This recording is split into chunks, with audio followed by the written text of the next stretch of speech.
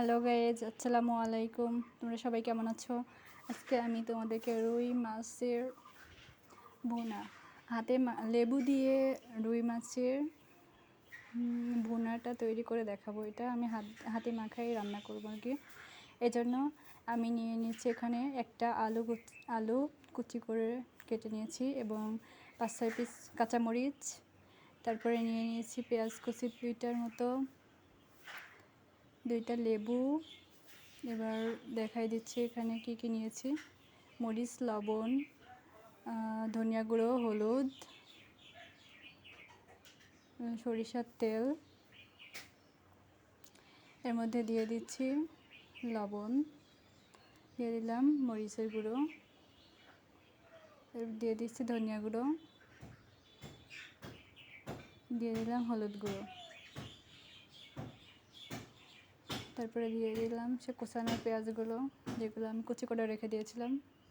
তারপরে আলুগুলো সবগুলো দিয়ে দিবে একে একে করে। এর মধ্যে আদা এবং রসুন বাটা আছে 1 চামচ এবং 2 টুকরো লেবু রস চিপে এর মধ্যে দিয়ে দিব।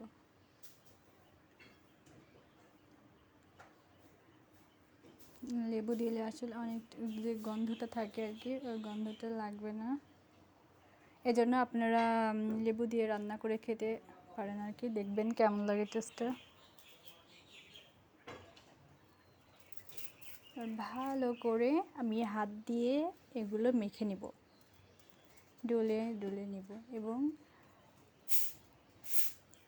কিছুক্ষণ হাতে সময় থাকলে আপনারা 20 থেকে 30 মিনিট মতো এগুলো ভালো করে মেখে ম্যারিনেট করে রেখে দিতে পারেন।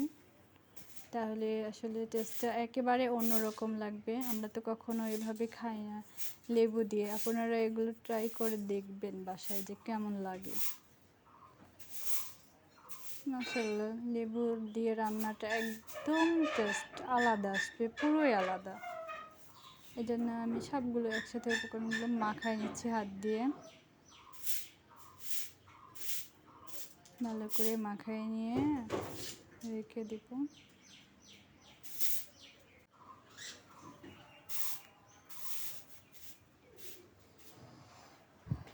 মাখানোটা কমপ্লিট হয়ে গেছে। এভাবে ঢাকনা দিয়ে ঢেকে রাখবেন। এবার আমরা সরাসরি চুলায় চলে যাব। এখানে আমি গ্যাসের চুলায় রান্না করে দেখাচ্ছি। এই জন্য একটা কড়াই বসাই দিয়ে দিচ্ছি। এর মধ্যে পরিমাণ মতো তেল দিয়ে দিলাম। তেলটা যদি গরম হয়ে আসে ঠিক তখনই আমরা মাখানো ওই ম্যারিনেটের মাছগুলো দিয়ে দেব, মাছের ডিমগুলো আর কি। এবার ভালো করে নাড়বো। আমার আসলে কড়াইতে ছোট হয়েছে, এখানে আটতেছে না। এগুলো আরও বেশি হয়ে যাবে পানি দেওয়ার পরে। এই জন্য পরবর্তীতে আমি আবার কড়াইটা চেঞ্জ করছি, আরও একটা অন্য কড়াই দিয়েছিলাম। এটা আপনাদেরকে বলে দিচ্ছি এখনই। আপনারা অল্প জায়গার মধ্যে আসলে এতগুলো রান্না হয় না, এজন্য আরেকটা কড়াই নেবেন, বড় একটা, যাতে ভালো করে নাড়াচাড়া করা যায় আর কি। এই জন্য এই যে দেখতে পাচ্ছেন আমি অন্য আরেকটা কড়াই ঢেলে দিছি। দেখতে পাচ্ছেন এগুলো ফুটতেছে, এবার নাড়াচাড়া করবেন। আসলে আমি এর মধ্যে হলুদ এবং মরিচের গুঁড়ো অ্যাড করছিলাম, ঝালটা একটু কম ছিল এই জন্য। আপনারা আপনাদের স্বাদ মতো মরিচ এবং লবণ এগুলো দিয়ে দিবেন। ভালো করে নাড়াচাড়া করতে হবে আর কি। কালারটা একদম চেঞ্জ ছিল, পরে আসলে ঠিক হয়ে গেছে। আমি পরবর্তীতে আর কি দিয়ে দিয়েছিলাম এগুলো। আমি এটার জন্য জিরাগুলো ভেজে নিয়েছি, তেলে নিচ্ছি আর কি। জিরার গুঁড়ো অ্যাড করে দেব।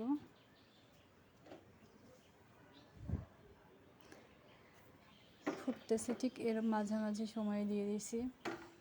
দেখতে পাচ্ছেন কত সুন্দর একটা কালার আসছে। এর পরবর্তীতে আরও অন্যরকম, যখন পুনরায় শেষ হয়ে যাবে আর কি, ঠিক তখন দেখবেন আরও একটা অন্য লুক দেখতে পাওয়া যাবে আর কি রান্নার হচ্ছে। দেখলাম যেগুলো সেদ্ধ হয়েছে কিনা, তো হয়ে এসেছে। এবার আমরা দমিয়ে রেখে দেব কিছুক্ষণের জন্য ঢাকনা দিয়ে রেখে দেবো আর কি। যদি এই রান্নাটা আপনি পুরো রেসিপিটা আসলে আমার মতো করে ফলো করেন তাহলে দেখবেন রান্নার টেস্ট একদম আমার মতোই হবে আর কি। আমাদের হয়ে গেছে রুই মাছের ডিম ভুনা করা আর কি আলু দিয়ে। আমি মূল কথা হচ্ছে এটা হচ্ছে লেবু দিয়ে আমি এটা রান্না করছি। খেয়ে দেখবেন পুরো অসাধারণ একটা রান্না। ভালো লাগলে লাইক কমেন্ট এবং শেয়ার করবেন আর কি।